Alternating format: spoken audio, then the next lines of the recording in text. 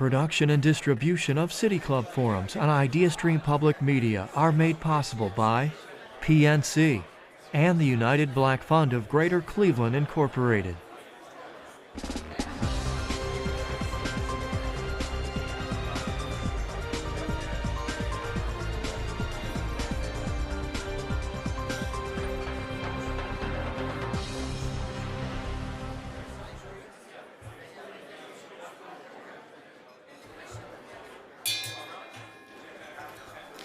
Good morning, and welcome to the City Club of Cleveland, where we are devoted to conversations of consequence that help democracy thrive. It's Thursday, February 15th, and I'm Kristen Baird Adams, President of the City Club Board of Directors. I'm pleased to introduce today's special breakfast forum, which also is the annual Bolton Memorial Forum on National Politics, today featuring a conversation with U.S. Senator Joe Manchin of West Virginia. Over the last few years, Senator Manchin has emerged as one of the most important members of the U.S. Senate. In a closely divided Senate, the self-described centrist, moderate, conservative Democrat has often found himself casting a crucial swing vote on high-profile legislative priorities. Working with Americans Together, a new organization creating a platform for moderate voices around the country, Manchin recently began a nationwide listening tour to meet with voters around the country. His goal: to hear their concerns and discuss the importance of middle ground as a place where work can actually get done. Today's appearance here at the City Club of Cleveland is part of that tour. Senator Manchin has represented West Virginia in the U.S. Senate since 2010, when he was appointed to the seat previously held by Robert Byrd. He served as West Virginia governor and Secretary of State previously, and got his start in electoral politics in 1982 when elected to the West Virginia House of Delegates. Moderating today's conversation is City Club CEO Dan Moulthrop. If you have a question for our speaker, you can text it to 330-541-5794. That's 330-541-5794, and the City Club team will do its best to work it into the second half of the program. Members, guests, and friends of the City Club of Cleveland, please join me in welcoming Senator Joe Manchin. Thank you. So, Senator, before we get going, welcome to Cleveland. Oh, great to be here, Dan. It's really good to have you. And we want to correct the record. You whispered to me that you weren't appointed Never. to the Senate. I would never take an appointment for anything. You got to win it. You got to win it. No appointments. Just there's that line about no appointments, but I never took them. Yeah. Okay. And there's been some disappointments along the way too. Yeah. A lot of them. So you're on a listening tour. Uh-huh. What are you listening for? Well, as we go around the country, my daughter Heather. Where's Heather? Is Heather here? There's my daughter Heather. And I got my colleague John Kotz with me. John's been with me quite a long time, and then I've got Marcus and Gardner's here. But anyway, let me just say this: we've been going around listening, finding out why Americans seem to be so mad at each other, or why they think they're so divided. Because I'm going to tell you something: you're not. Washington's making you pick a side. They've weaponized the political process. It's not supposed to be that way. It really isn't. Whether you have a D by your name, an R by your name, or an I by your name should not identify who you are as a person. It should maybe identify some of your ideology or philosophy and how you approach the political or the public discussions.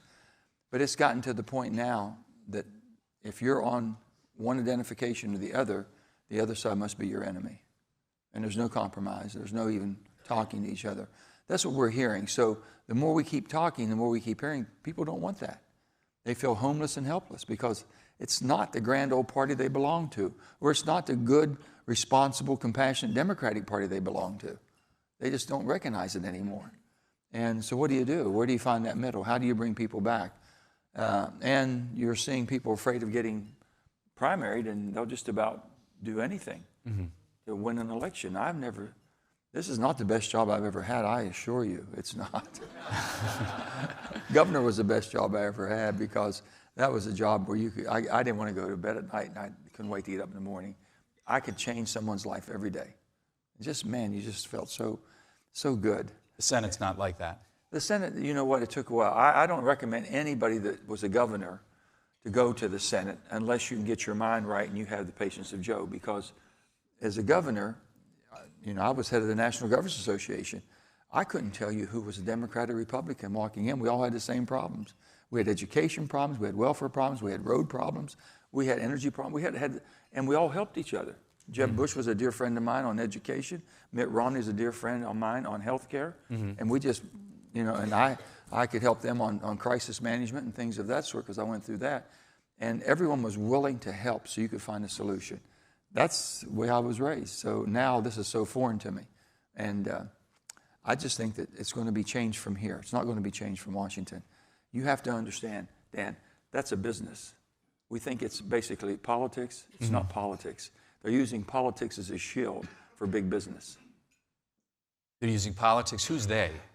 The parties, the party structures, the DNC, the RNC, that's a front for very large business, billion-dollar businesses. Let me ask you a very direct question, Senator.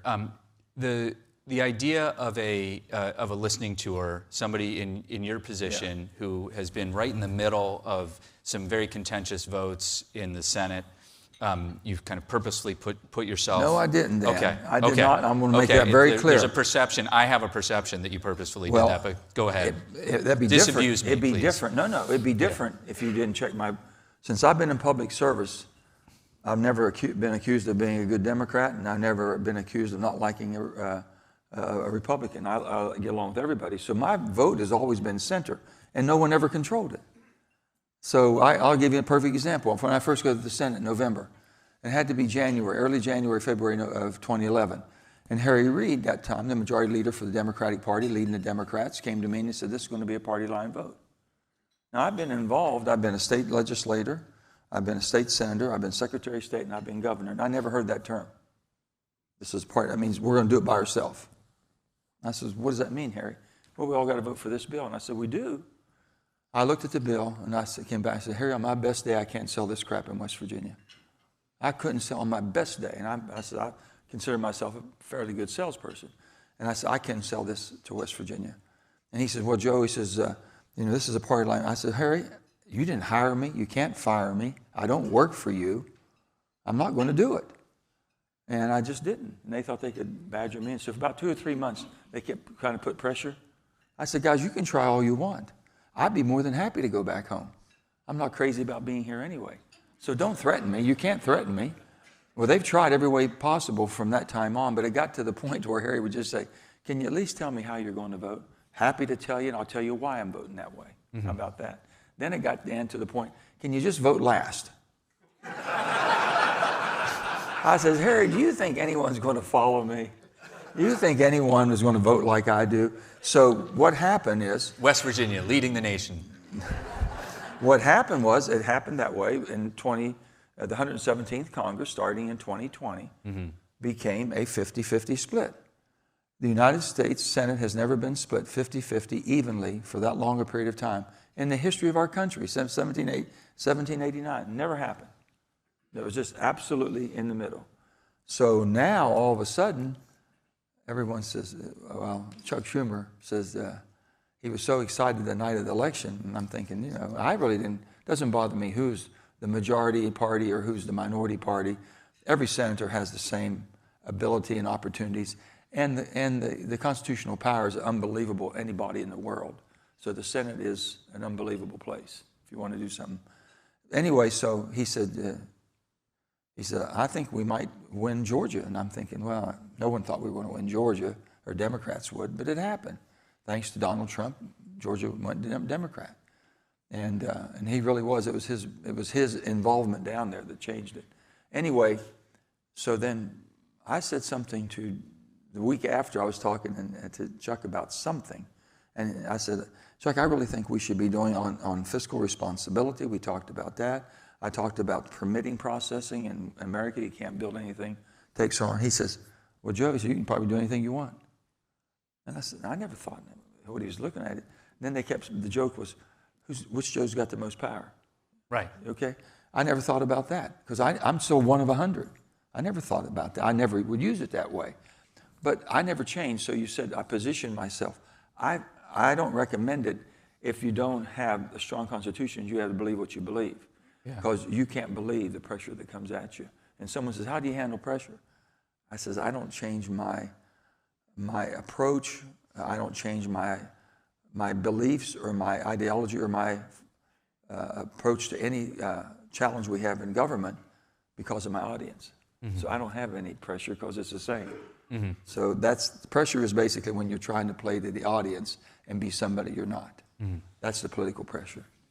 So where I was going with the question before you corrected me, and I appreciate the correction, was really, I mean, there's a lot of speculation, a lot of conversation about whether or not you are, in fact, exploring a third-party run for the White House. I want to invite you to take that on. What I've seen is the system is broken. How do you fix it? I've come to the conclusion you can't fix it in Washington.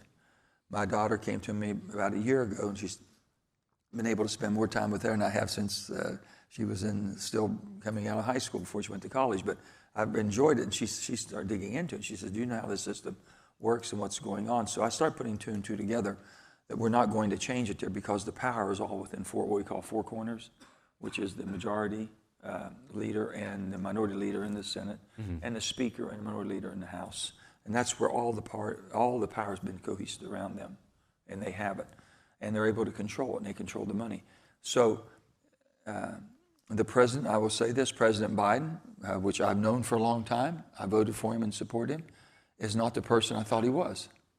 And I've said this, how did he get so far to the left? I just can't figure it out. And I've told him this. We've had this discussion. So I'm not saying something new to you that he's not heard from me directly. And I said, Mr. President, I said, I swear to God that this is not where the country is.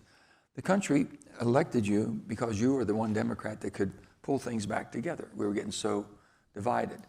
And then as soon as you got here, you got pulled clear to the left, and a lot of the people you have in positions are very far left. And I said, it's very, very tough to deal with them. Can you be more specific about that? Which way? I mean, about like Joe Biden. You want names or not? Well, more about. I mean, if there are names you want to that are particular bugaboos, but really just about policies. Yeah. The energy policy, okay, fiscal policies, you name it, and things I'm very much concerned about, and things I have a little bit of knowledge about. You know, you cannot run this country unless you have energy dominance. You have to be energy independent, and that's above all of what we call all the above. You can't eliminate your way to a cleaner environment. You can innovate it with technology, but you can't just say, quit using coal, quit using gas, quit using oil. People are going to use, in sovereign countries, are going to use what they have laying in their backyard. Now, if you want them to use it the best possible way for our environment, which we all have a responsibility, then you better be developing new technologies and then use your trading, the strength of your trading policies to say, I can't tell you got to do that, but if you do that, you're going to have access to our markets, which is really the strength of America, strongest economic markets in the world. And he and I have just had tremendous disagreements, and we've had good, solid discussions. He knows where I'm coming from. So, you know, I killed the BBB bill because it was an overreach, $6 trillion. It was $6 trillion if it was a dollar. There was so much in the bill, and it took 8 months. They just got the living crap beat out of me. But I just told him at the end of the Christmas, December 17th, I said, Mr. President, I can't do this. And I said, I've tried. There's some good things in every bill you see. But to a bill that's overreaching and that much money, and we'd already put $5.2 trillion in the market, 3.2 in 2020, when we first got the understanding that we had a pandemic on our hand. We were trying to keep ourselves from going into a financial crisis and a health crisis. And they were basically, everyone was looking back to when they were there in 2008 and 2009 with the financial crisis we had back then, the meltdown. And they didn't think Obama put enough money or enough aid from the federal government to get us out quick enough. They wanted to make sure they didn't make that mistake again. So did they overdo it? Yeah, they did it, but they did it intentionally, trying to keep them from going into a recession, which we knew that could happen. So I said, Mr. President, on BBB, it came right back, and it was another Build Back Better. I said, I can't do it. This is a total social realignment. And I said, the best way I can describe it, Mr. President, you and I are from the same vintage. He's a little older than I am, but we're in that same vintage. Yeah, you were like a freshman when he was a senior, something like that. Pretty much. Yeah. And I told him, I said, Mr. President, I said, you and I both remember very vividly. I was a young boy, I'll never forget, and And I remember watching John Kennedy give his inaugural speech in 1960 with my mother and father. And he said, ask not what your country can do for you, but what you can do for your country. And I said, Mr. President, if we pass this piece of legislation, what you say is your marquee legislation, you're going to change the psychic of this nation to how much more can my country do for me? And by God, I wasn't raised that way. I don't believe that, and I don't stand for that. People have to earn their way. Government should be your partner, not your provider. So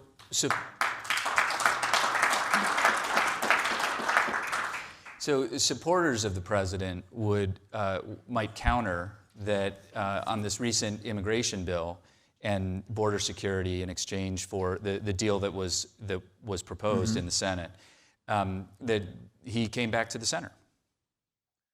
Absolutely, and that's good. First of all, if you want to blame Joe Biden, he's totally guilty as charged on opening up the border and making it what we have today.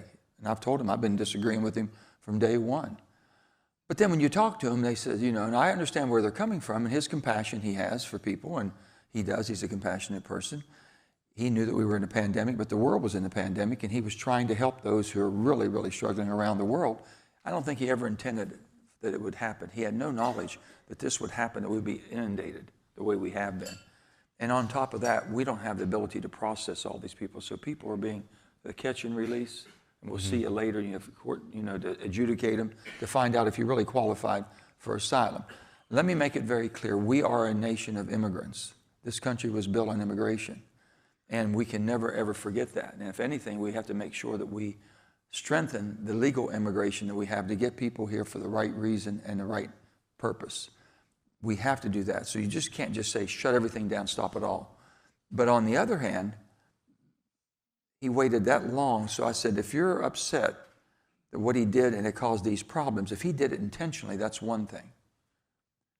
And if he didn't try to fix it, that would be another thing. But to have someone stand up and say, I don't want you to fix that right now, as dangerous as it is because it would help you in an election 8 months from now, we shouldn't go 8 minutes. We shouldn't go 8 seconds more. It should have been, and I've urged him to declare a national emergency at the border until we get a handle. You have to. And so I said, guilty as charged. It's his problem. But if he's willing to say, I made a mistake and said, I support this bill, and we won't do it now because of politics, that's worse than what he did. While we're talking about those, about the border, I want to bring up the other national security issues that have been linked to the crisis at the border by your colleagues in Congress, which is aid to Ukraine and aid to Israel. Mm-hmm. Our community has been lucky enough to host the ambassador, the Ukrainian ambassador to the United States. She is something indeed, Oksana Markarova. She is something. And our community She's is also... She's really a good person, too, just a genuine good person. And we've also had a lot of conversations here about the situation in Gaza and Israel. Where do you stand? Let's start with Ukraine. I stand 1,000% behind Ukraine. I've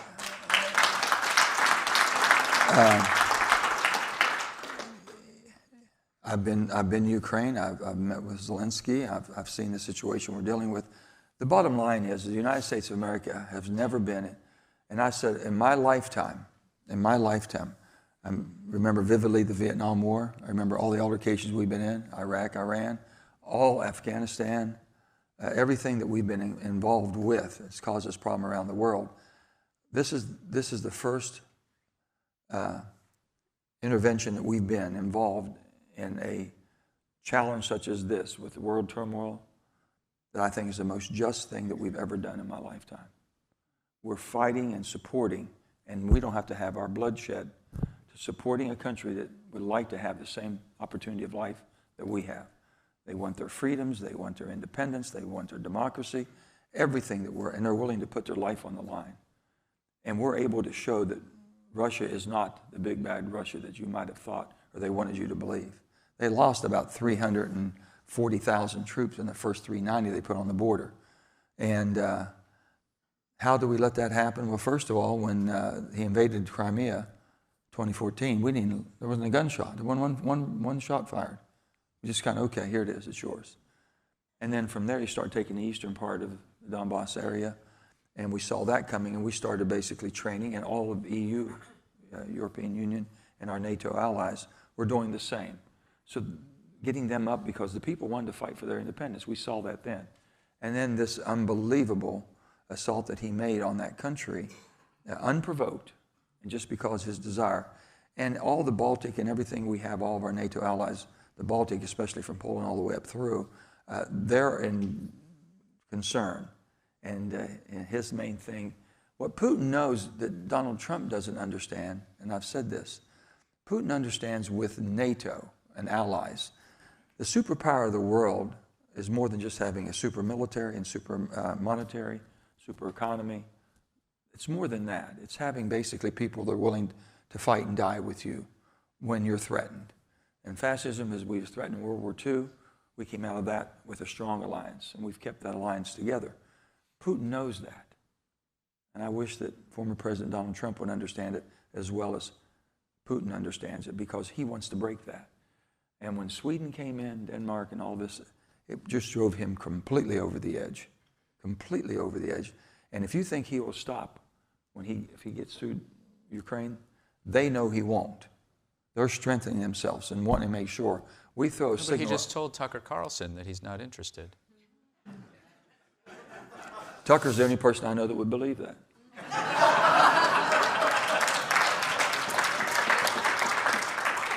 So I just never been more committed.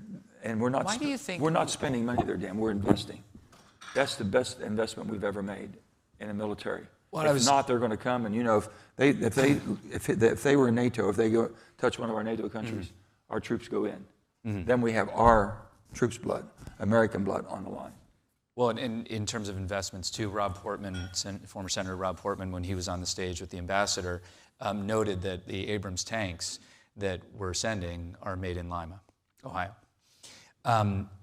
Why do you think this is so difficult for your colleagues on the other side of the aisle? I don't know.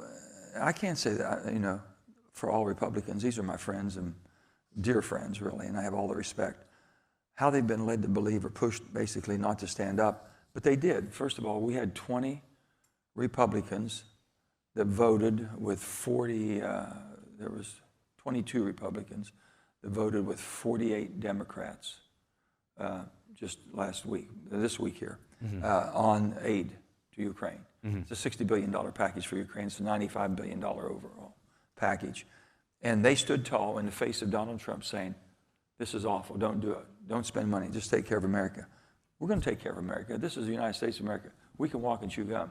We can help our friends too. It's like you have 4 children, you want to take care of your favorite child, forget the other 3. You can't do that. So this is what we're trying to make them understand. They stood tall, and I'm so appreciative of that. The people that walked, for whatever reason they walked, I can't explain that. You're going to have to ask them. You're going to have to ask your senators and some of these people why they take the position they take. Let's move to the Middle East for a moment.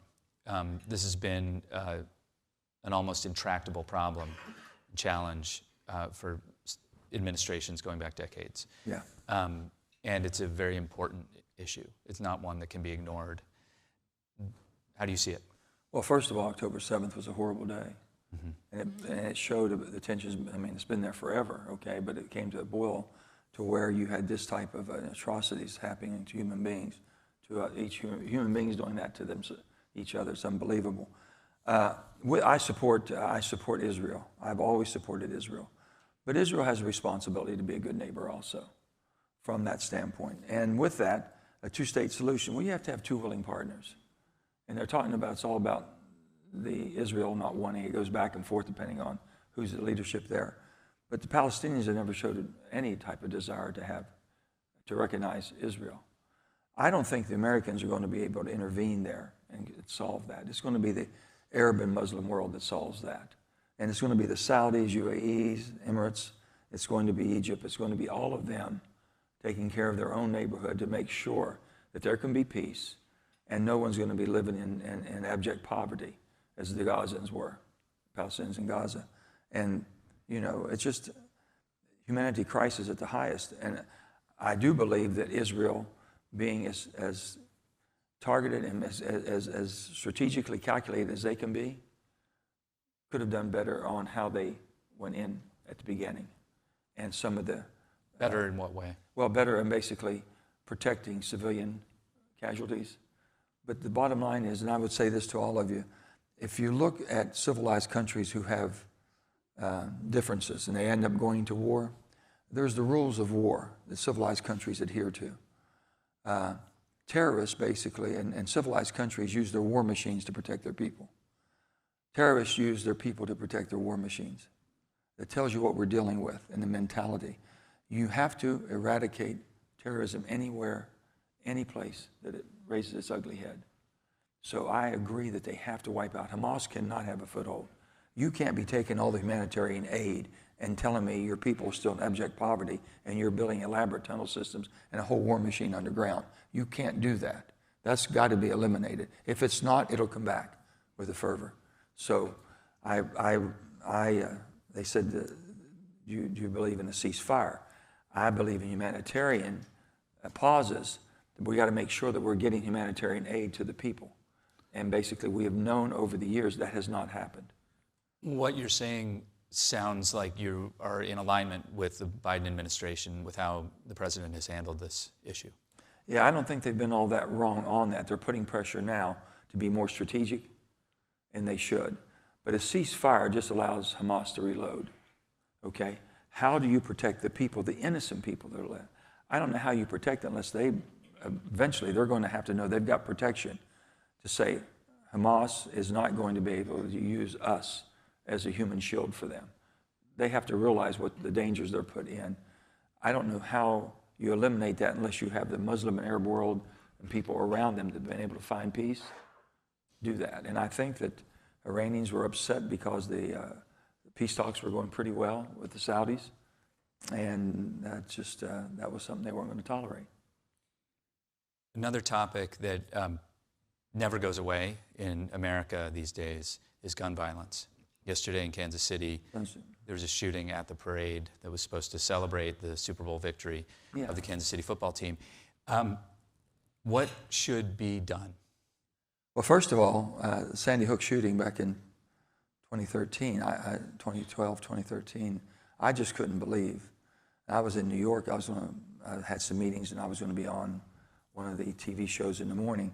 And my staff called me. It happened on a Friday, and the staff called me, and they knew I was in New York. And he says, "We don't think you should go on because they're going to ask you about this, this, and this, about guns." And I come from a gun culture, okay, in West Virginia.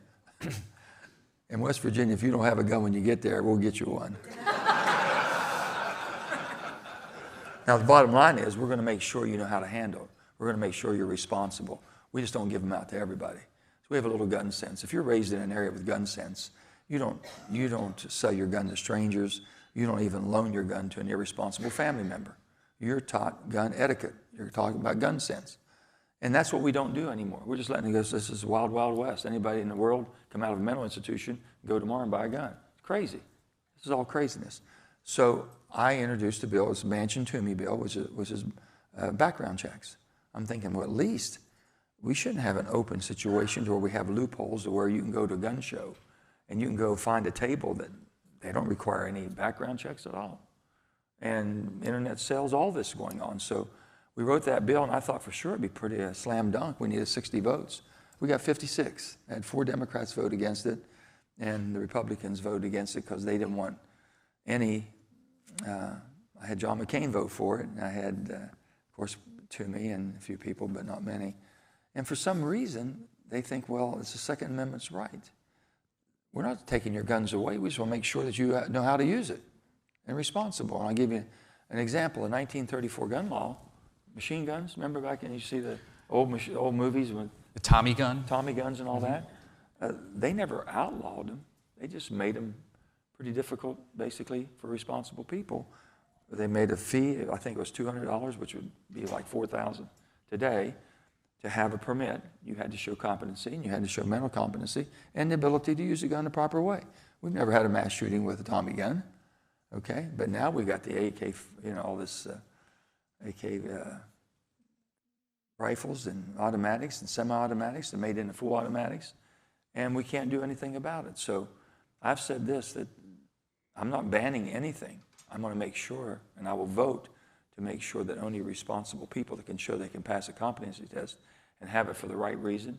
And some guns that shouldn't be on the street should basically, you should pay. If you're a sportsman or a collector, you should have a right to buy it. You can buy any car you want, buy any house you want, you can buy almost anything in the markets that we have. But on the other hand, there's a certain amount of responsibility the person should have to have very lethal weapons. And that would be the best way to approach it. We can't get anything passed. And you now can still carry. Every policeman will beg you, please do not pass concealed carry bill. That means no laws, no rules, no nothing. And the people that are opposing that want just absolutely no restraints on gun ownership, they'll say, well, but the enemy, the criminals, they're concealed. And the policeman will say, yeah, we know who we're looking for. We don't walk into the OK Corral shootout. Because if everyone has a concealed weapon, we're looking for the criminal, and a gun comes out, everybody pulls their gun and starts shooting. No, we're not going to put ourselves in that position.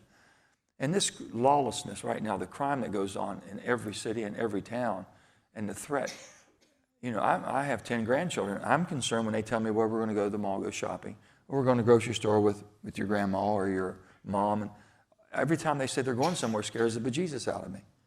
How about the people going to a parade yesterday? Just to celebrate a Super Bowl parade. Can you believe it? No. Only in America we let this continue. And everyone's afraid, oh, it might cost me some votes. Well, hell, if it costs you some votes and that's what you got to vote for, why would you want to be there anyway? It doesn't make any sense to me.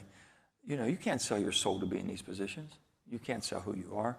The only thing I'm going to tell you all is this.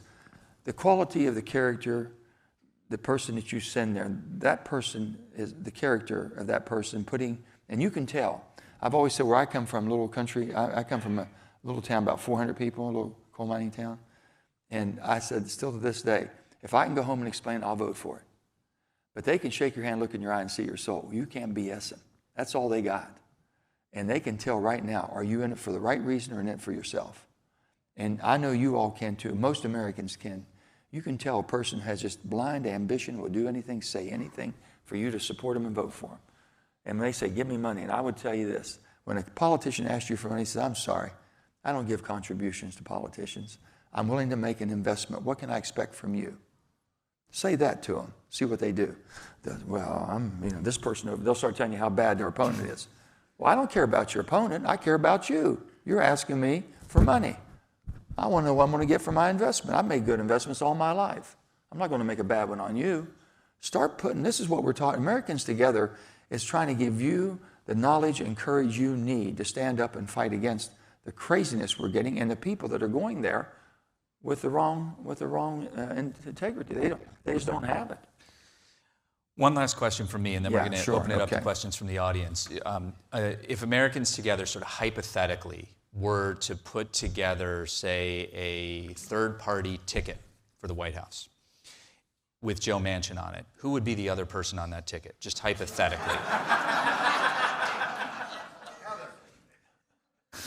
Hypothetically speaking. Yeah. I got to give you the story, but this is you led into a story that children will love. John Kennedy's running for president in 1960, and he has to win West Virginia because of the religious vote. I'm one of the few Catholic families in the whole darn state, I think, but no, there's only about 3% of us are Catholic. So anyway, my parents were all excited. There's this young politician coming to West Virginia and everything. So anyway, the Kennedys was down in southern West Virginia, and there was a man called Raymond Chafin. We called him Catfish. He was a political operative. And he controlled like an old political boss. And this is the story. Now, whether it's true or not, I'm just going to give you the story. And the story is this, that Bobby Kennedy would have breakfast with him every morning. He says, Catfish, I need you to be for my brother. He says, well, I'm a Hubert Humphrey guy. I love Hubert. He's my man. And they said, we know that. And he says, well, I'm organizing for Hubert. Okay, we know that, but we think you really fit with us. They kept trying that every day. One Friday, he said, Bobby Kennedy came in, they sat down, he says, hypothetically speaking, Catfish, what would it cost for you to be for my brother? And they said, Catfish says, I'm for Hubert. He says, hypothetically, which is what you're doing right now. He's baiting me hypothetically. But hypothetically speaking, what would you do?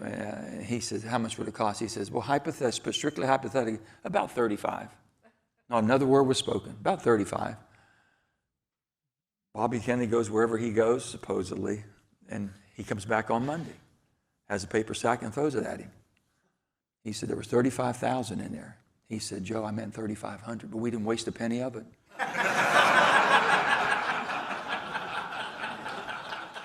I'm not saying that's a true story or not, but that's the way it was. It's a good story. That's the way it's been told in West Virginia all these years. So hypothetically, if I was picking my running mate, I would ask really who I would ask right now is Mitt Romney. Maybe Rob Portman. Yeah. Okay. Rob Portman would be right there too. Rob's a dear friend of mine. What a good man. What a good man. He's a good friend of the City Clubs as well. Senator Joe Manchin, friends.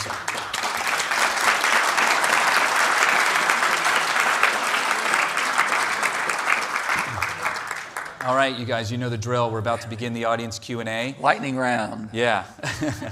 For our live stream audience or those just joining us, I'm Dan Moulthrop, Chief Executive here, and moderating our conversation with Senator Joe Manchin, who is doing a listening tour right now with an organization called Americans Together. They do have a slogan, and since this isn't on the air yet, I'm just going to tell you what the slogan is. It's "Let's get shit done." And so that wasn't my idea, gang. But I like it. I am just reporting that. It has anyway. It has a certain ring to it.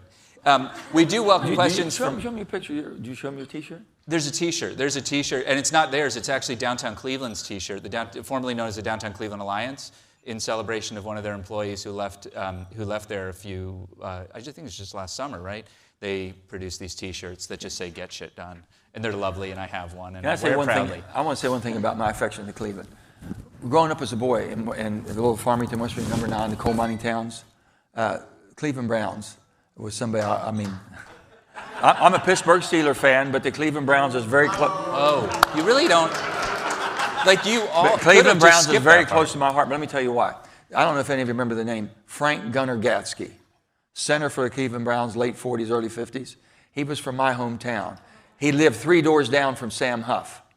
Oh. Sam Huff, New York Giants, all that. So these guys come from my little high school. So this is what I had to live up to. But I'll never autogram. They asked him autogram. He says in one of his biographies, they said, "How do you gauge your success? How were you so successful?" He said, "I had Gunnar Gatsky in front of me. He was my center.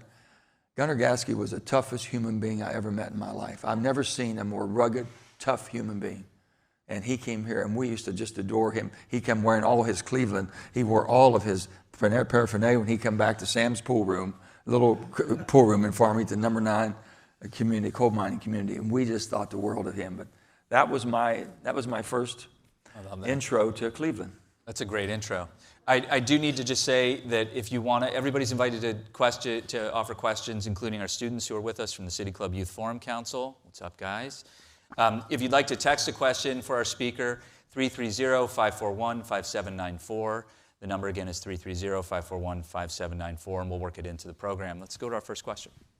Yes, sir. Good morning. Thank you for coming to Cleveland. Thank you for having me. Hypothetically speaking, if you were to run as an independent candidate, who do you believe your Democrat opponent would be? Well, boy, that's hypothetical. You took this a whole nother level. I know, what's that? Sorry. Guys, listen, I'm not running for anything. I'm basically running to try to get people involved, okay? So we'll make sure of that right now. That's today. I think if you're handicapped in a day, you're going to have Joe Biden and Donald Trump rematch. That's the handicap you have. You'll know for sure on Super Tuesday, and that's what everyone's waiting to see what happens on Super Tuesday. The third party, you damn alluded, that's a tough road. It's never been done. Never been done. The system was set up not for that to be done. That's the problem. The Republican Party was once a third party. They were. Well, yeah, you had Bull Moose, you had everything else, you had Teddy Roosevelt and all that, and they came out as Lincoln. Yeah. Yeah, I understand. But I'm saying, but they were designed not to have a European model. Mm-hmm. They wanted to have kind of a strong system. And electoral vote kind of took that out of reach, and then Ross Perot proved that, and he was the last one that we saw with any type of notoriety and everything going on. So I understand that. But I think you're going to have a Joe Biden and Donald Trump rematch if nothing changes. Things could change, you know. You have Super Tuesday is going to be, about a month away? Mm-hmm. And that's a lifetime in politics. So a lot could be changed. We'll see. Thank you. Welcome to Cleveland, Senator. Thanks for being here today. So prior to joining the legislature, I was a school teacher for 30 years in a school district nearby.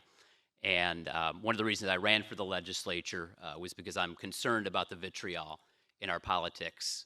And I wanted to be a role model for my colleagues, for my constituents, and for young people. And in fact, once I brought my students here to hear Olympia Snow from Maine, and she was leaving the Senate because she was concerned about the vitriol, and she said she could do more on the outside, on the inside, very much similar to what you're saying today. Steve LaTourette, who is a good friend to many of us here in the room, said the same thing, but things have gotten worse.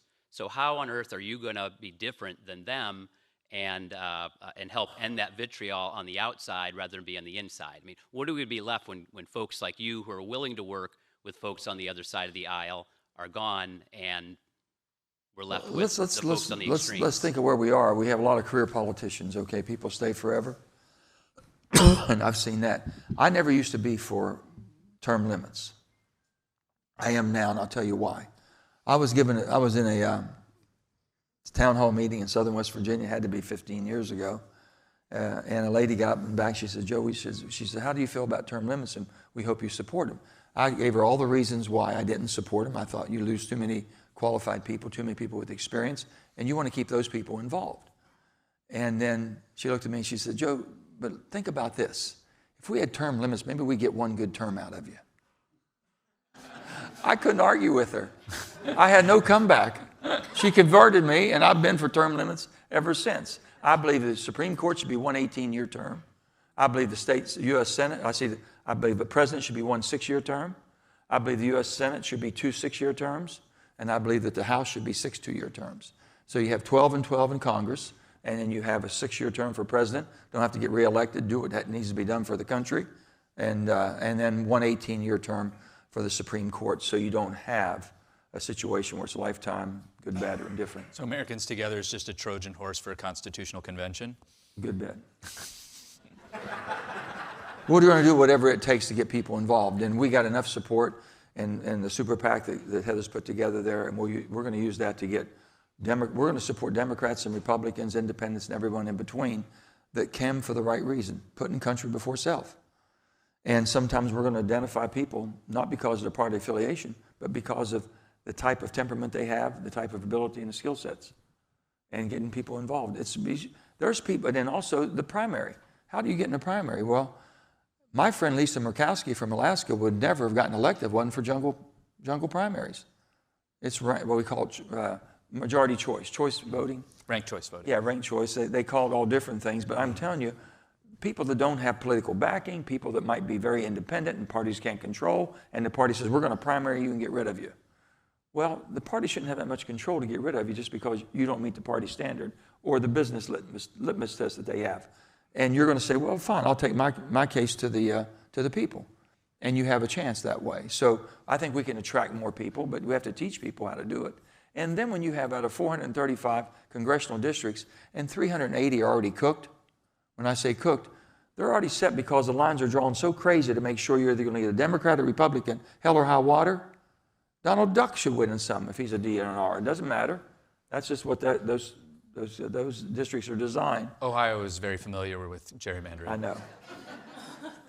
Yeah. Every state is. Yeah. Yes, sir. A topic is gun violence, and we watched this past week as I think for the first time a mother was convicted for allowing access, her son essentially having access and going in and shooting up a school. I come from Chardon. Chardon, we have had a school shooting, and so it's a topic very close to many of us out there. My thoughts are, and I'd like to get your opinion because of your West Virginia gun culture. Gun culture. You know, I think one of the reasons that you only got 56 votes was because anytime anyone talks about this topic, everybody gets their back up. The gun owners get their back up because you're talking about government interference and them acquiring and maintaining some type of, some reasonable etiquette with guns.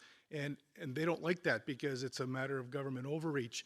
And it seems to me, now that we have this this ruling on the mother, we are allowing some other party to be somewhat responsible for someone's behavior with an ill-gotten gun or legally gotten gun, whatever. So my proposal is, can we not find a way to push this down into the community so that a gun owner, for example, must get 3 people to sign up as his sponsor that basically says you are, you have the etiquette, you have the mental capacity to handle a gun properly. However, if something happens, then those people will be responsible in some form for that misguided sponsorship. And then, if one of those persons backs out along the way because they say, you know, this person's shown some behaviors that you know, don't fit with owning a gun, all of a sudden we have a red flag that says, okay, you know, it's a community effort is my point. I got you. Let me just say where I think you're coming from. All that's great. You've got things in place right now if we just enforce them. Red flag laws, okay? The parent, I think that sends a very good and strong message that you're going to be held accountable. You know better than that. But you have to enforce the red flag laws too. There's no red flag laws in the state that she was at where this happened. So there's a little bit of help, no assistance, whatever, from that. That doesn't excuse the parents at all. And I think she took her son knowing that he had mental incapacitation, certainly, that he allowed that to go to that level to where she was even taking him to gun shooting ranges. Totally irresponsible. But red flag laws, I think, are something that can be very good. Mental illness, adjudication of mental illness, when they've been adjudicated and they're incompetent, it should be mandatory to go to all communities from the standpoint to the city, to the county, knowing that we have someone in that situation. You can get to that file. There's no protection on it. We need to know people that should not have it. You know, we outlawed, when I say we, the legislature way back when, the Brady laws. You know, for 10 years, you couldn't get an automatic weapon. We had nobody going up in, you know, excuse the pun, nobody getting up in arms about that. It was there for 10 years, and then as soon as it went off, the whole thing went crazy. And then the gun manufacturers, and when you look at the NRA, I was a lifetime member of NRA up until, I still am, I guess I have a card. They haven't revoked it. I'm sure they don't recognize me. But the thing of it is, it was basically a gun ownership. They taught us, I had an Eddie, when I was governor, we had an Eddie Eagle program because a lot of families had guns. So we wanted to make sure that children knew how they should handle a gun safely. So we had classes by expert teachers on gun sense that would go to the schools if you wanted to, and your child could be enrolled if you wanted it to learn what they could and could not and how they should handle firearms and how they're properly to be handled. So we've done everything we can to educate. We quit doing that. NRA turned strictly towards the high-end marketing and basically a front for all the manufacturers. You know, when they're starting, you know, with the guns and the bullets and everything else that come, that's what they're advertising. They're not playing to the membership. And so on what you're saying, I agree with all of these things we can do to prevent. The bottom line is, how do you get people with responsible ownership? If you don't even have to take a test to have a concealed weapon, in West Virginia you had to pay $200 and you had to go and show competency and you had to go take a test. And you had to basically reapply. You just couldn't keep it forever, one and done. That went out the window when the legislature changed. My state changed from, the state of West Virginia went from an 80%, for 83 years we were 80% Democrat state, registered and voting. We switched to an 88% Republican state within 1 decade.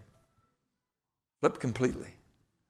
And so you can look at that. But right now, we just need to get some common sense in there, sir. And I think it starts, referendums, you know, things of that sort and how you do it. But we can't even get background checks. And what you're asking for is to get 3 people to sign off.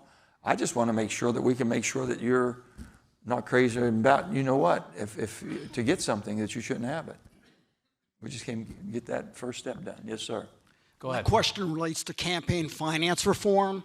Many years ago, I lived until I was in the early 20s up on the Monongahela River, not far from where you were living. And I was elected city councilman, one of the youngest. They lowered the age from 25 to 21. I was elected city councilman, got to be the deputy mayor, and I had aspirations to grow up to be Joe Manchin. Oh, boy. You know, really. And the thing that stopped me from running for office was one word: money. And it's gotten worse. Horrible. From when I was years ago. So my question is this: You started today's comments with something that I think is at the center of the problem in this country, with your statement about the influence of big business. And I grew up as a little kid with a small business and a steelworker family, and my dad would always say, you can't beat the big man. Watch the big man. That's what my dad raised me on. So how important is campaign finance reform to help moderate U.S. politics? And the second question is, how can we get Americans to understand how important it is to reform campaign finance? Well, let me just tell you this. Now, I will say this. My daughter Heather basically put together, and you're going to be able to get online and see all this stuff. Americans Together, what we've been able to do is show the finances. Citizens United has unleashed a barrage of money coming. It's just unbelievable, to where basically corporations are dealt the same as individuals. What happened is they missed the opportunity. Labor always had PACs, way back when. So labor had control of votes, and businesses were always upset, and they were basically didn't have an equal opportunity. They could have sat down before they decided Citizens United and said, listen, we're going to treat business and labor the same. You're allowed to have PACs in business, you're allowed to have PACs in labor, but it's going to be disclosed. We know where the money's going, we know where it's coming from.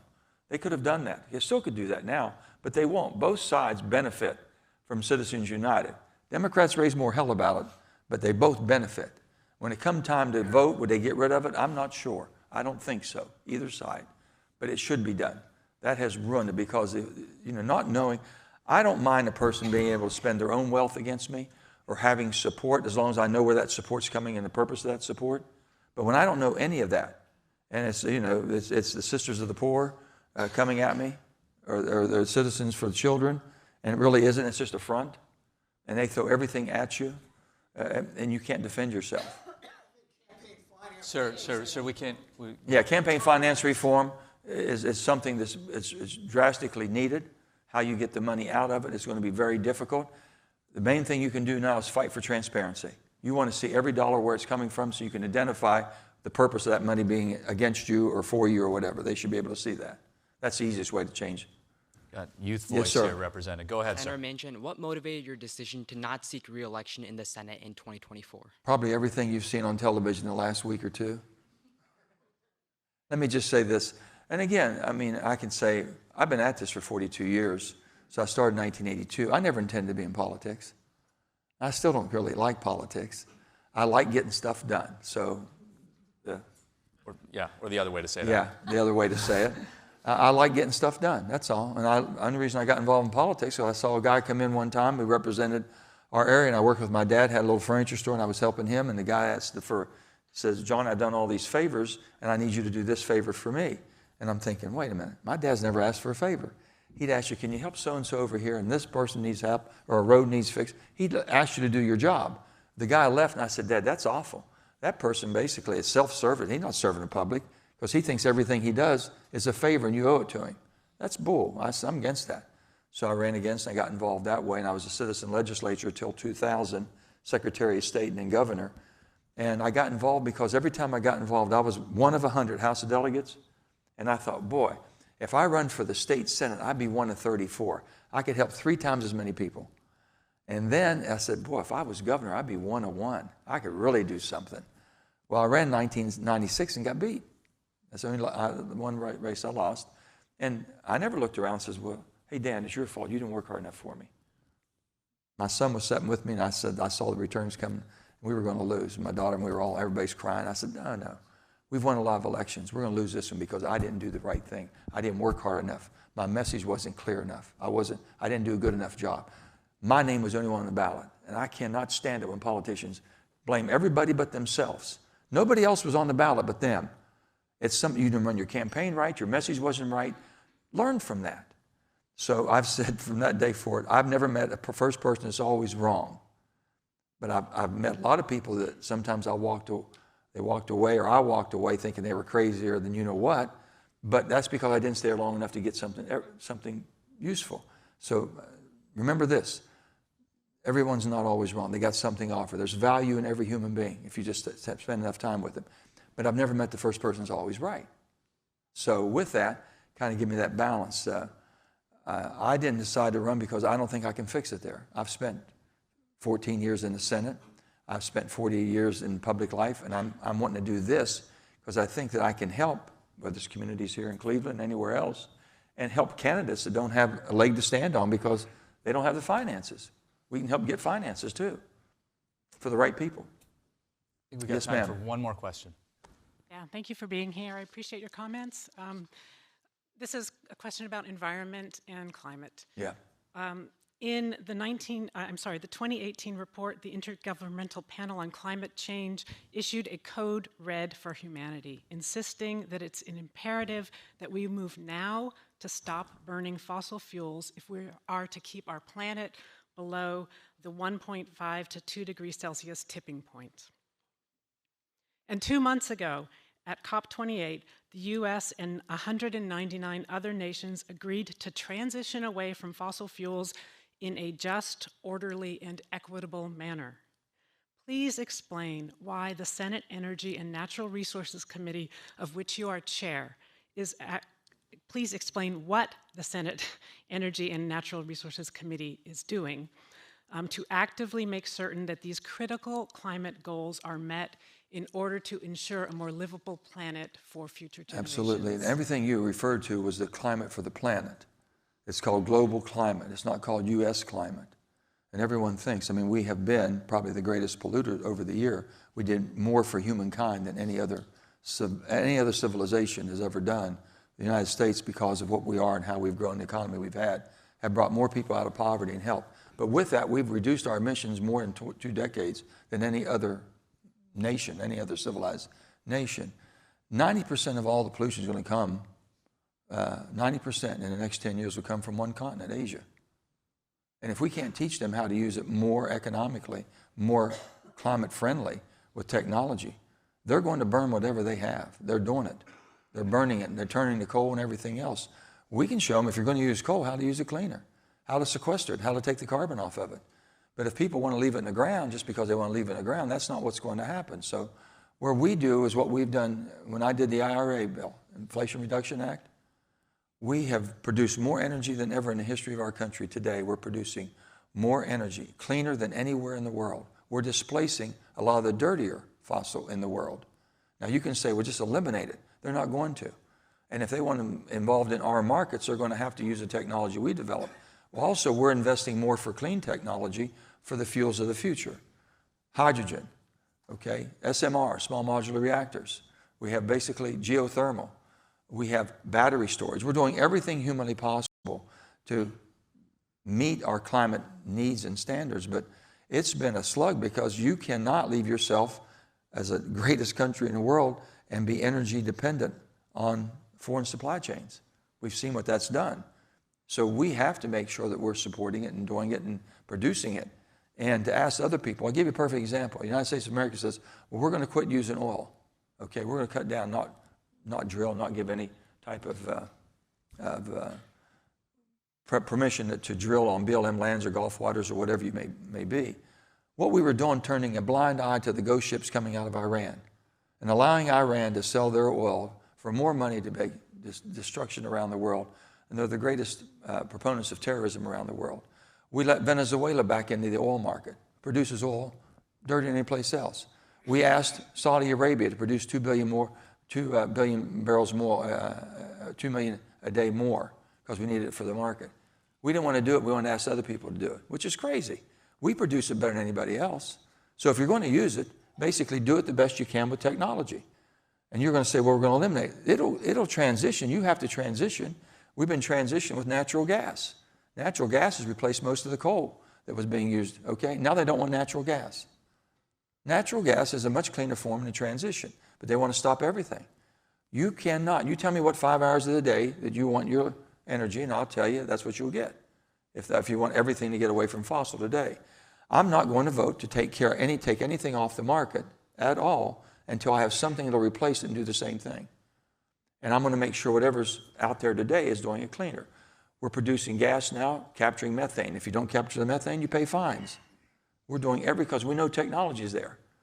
But sometimes they put regulations and you can't meet the technology because the technology has not been developed. So I said, if it's not feasible, it's not reasonable. Things of common sense. You've got to have energy. Tell me, Okay, we're going to go to electric vehicles. Let me tell you about electric vehicle. We're enslaving people around the world to produce the critical minerals for the batteries. China has a total captive market. I've been fighting to live in daylight, so I want, if you're going to develop EVs and we're going to have a transportation mode going electric, let's make sure that we have the manufacturing here. Don't put yourself in the hands of China delivering to you. And I says, I'm old enough to remember the 1974 oil embargo. You had to wait in line to get gas to go to work. I'm not going to wait in line to get a battery to go to work from China. I'm just not going to do it. So that's my leadership that I have, and I've been very clear, and I welcome everybody, and I know, and I'm sympathetic. I think there's a responsibility for everybody, for the climate. There's a responsibility for humanity, too, in understanding what's going on in the world. You know, you're 8 billion people. You got 600 million people who have nothing, no energy. Up until just 5 years ago, you had most of rural India burning animal waste for their fuel. You think they care what's coming out of a smokestack? So if we can help India basically have a cleaner technology to the coal and all things, the appetite for coal is unbelievable in China and in India right now. So we're trying to show them how you can sequester it, how you can burn it cleaner, and the technology we've developed. Let me say this before we go. I want to apologize for my dress. I had a nice suit, really picked out for you all. Oh, sure you did. I got a ticket, one-way ticket to Cleveland, but my suit took a round trip back to D.C. Yeah, that's the honest to God truth. Likely story. Dan, that's the honest to God truth. Senator Joe Manchin. Thank you all. Thank you so much. Thank you. Hold on just a second. I got a thing here.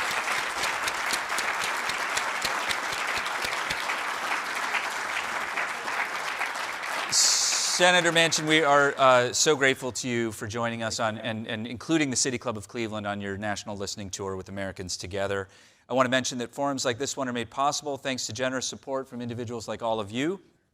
You can learn more about how to become a guardian of free speech at cityclub.org. Our forum today is the annual Bolton Forum on National Politics, which celebrates the lives of Chester Bolton, his wife, Frances Payne Bolton, and their son, Oliver Bolton. All three family members served in the U.S. House of Representatives, with Frances and Oliver serving simultaneously, making them the first and only mother-son pair to serve in Congress. Bolton family is with us today. Thank you so much for your support. Thank you.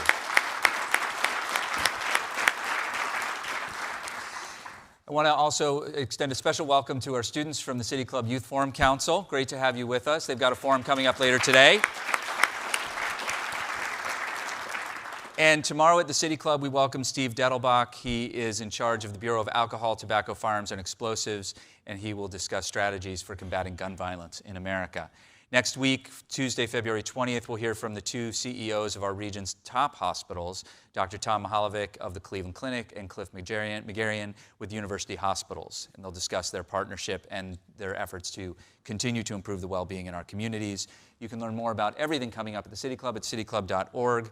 That brings us to the end of our forum. Senator Manchin, once again, thank you so much. Thank you, Dan. Thank you, members and friends of the City Club. Our forum is adjourned. For information on upcoming speakers or for podcasts of the City Club, go to cityclub.org.